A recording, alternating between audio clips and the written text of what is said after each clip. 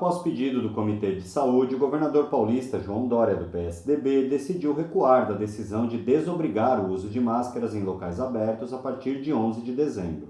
O grupo de médicos considerou que as incertezas quanto ao impacto da variante Ômicron às vésperas das festas de fim de ano torna arriscado avançar na retirada das máscaras. Com isso, o uso permanece obrigatório em todos os ambientes, sejam externos ou internos, bem como no transporte público, inclusive dentro das estações de metrô e trem e nos terminais de ônibus. A Prefeitura de São Paulo também informou que manterá o uso de máscaras obrigatório, mesmo em ambientes abertos, e cancelou a festa de Réveillon na Avenida Paulista.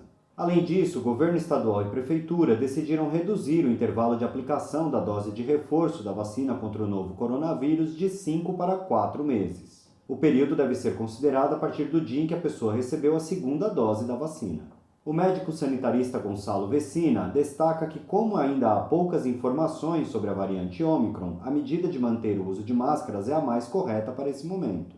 Eu acho que a medida mais correta neste momento, com variante Delta ocupando um espaço grande no país e a chegada da variante Ômicron, enquanto nós não tivermos mais informação sobre a Ômicron, particularmente no que diz respeito à letalidade, à gravidade dos casos, que aparentemente é baixa, mas, por outro lado, nós não soubermos se ela está ou não driblando as vacinas, se as vacinas continuam respondendo para proteger contra a Ômicron, a medida que o governador propôs é a medida mais correta. Vamos manter o uso das máscaras, vamos manter não um terror, mas sim um temor a essa entrada de um novo jogador em campo, que é a variante Ômicron. O infectologista do Hospital Universitário da USP, Gerson Salvador, destaca que em muitos países é evidente a relação entre o relaxamento de medidas de proteção e o aumento de casos, cuja gravidade e mortalidade tem sido evitada pelas vacinas. Ele defende, além da continuidade do uso de máscaras, a adoção do passaporte da vacina como forma de ampliar o controle da pandemia.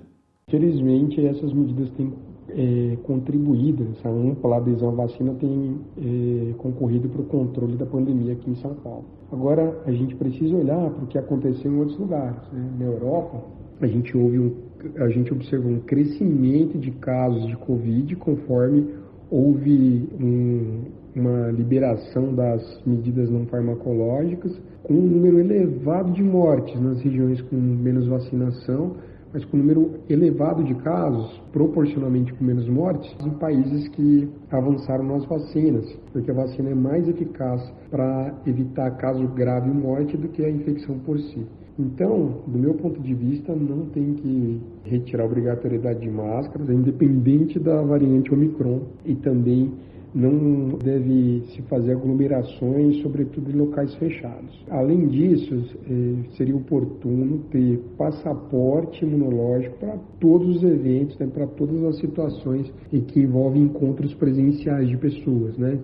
Nesta quarta-feira foi confirmado o terceiro caso da variante Ômicron em São Paulo. 2 casos são de um casal de missionários vindos da África do Sul e outro de um viajante vindo da Etiópia. A Ômicron foi detectada pela primeira vez na África do Sul e declarada como uma variante de preocupação pela Organização Mundial da Saúde. Essa classificação é dada a variantes que podem ter uma ou mais das seguintes alterações: aumento da transmissão, aumento da gravidade dos casos ou escape da vacina. A coordenadora da Rede Análise Covid-19, Melanie Fontes Dutra, reuniu as informações disponíveis em uma publicação nas redes sociais, em que aponta indícios importantes sobre a nova variante. Segundo ela, embora ainda não se saiba se a Ômicron apresenta algum escape parcial às vacinas, não significa que haverá perda de proteção entre vacinados se isso ocorrer. As medidas já conhecidas, como o uso de máscaras do tipo PFF2 e N95, bem como o distanciamento social e evitar aglomerações, seguem sendo eficazes contra qualquer variante do coronavírus. Além disso, relatos de hospitais que têm atendido os pacientes infectados pela Ômicron indicam uma maioria de casos leves e poucas mortes. Ou seja, embora a variante seja preocupante, não é o caso de voltarmos à estaca zero da pandemia ou ter uma situação como a do início de 2020 ou de março desse ano.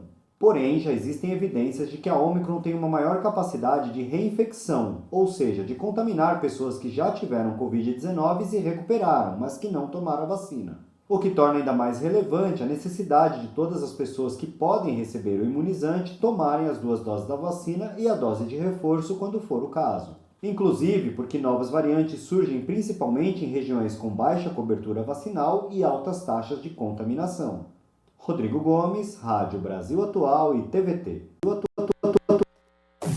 Você está ouvindo Jornal Brasil Atual. As notícias que os outros não dão.